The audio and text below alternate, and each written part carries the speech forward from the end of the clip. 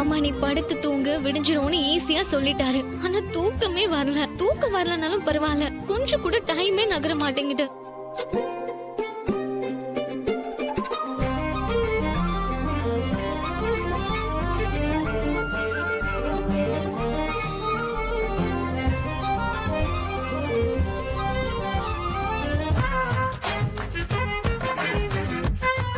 என்னடியாச்சு உனக்கு? ஹால்ல தான் கடிகாரத்தையே பாத்துக்கிட்டு இருந்தேன்னு பார்த்தா இங்க வந்து இதையே பாத்துக்கிட்டு இருக்க. ஹால்ல இருக்கும்போதுதான் டைம் போகலன்னு பார்த்தா ரூமுக்கு வந்து கூட டைம் போக மாட்டேங்குது.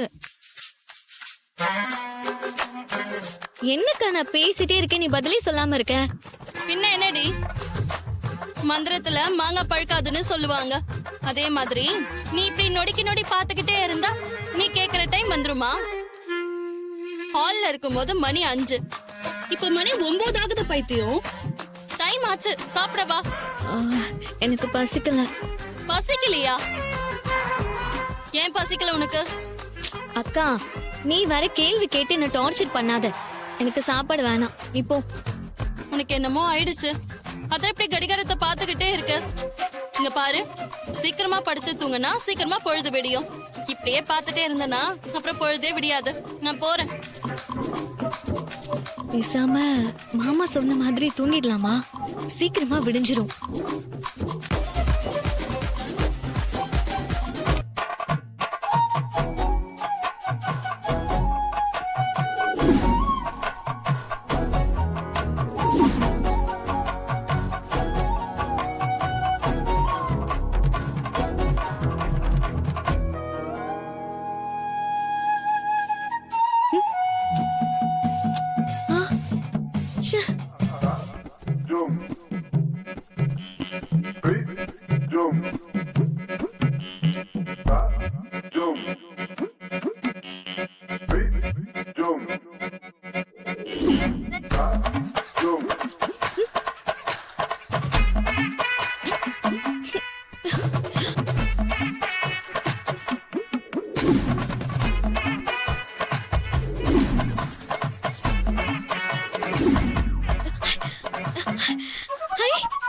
விடிஞ்சிருச்சு.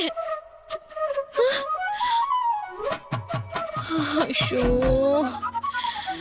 மணி 1 ஆகுதா? 6 ஆகு.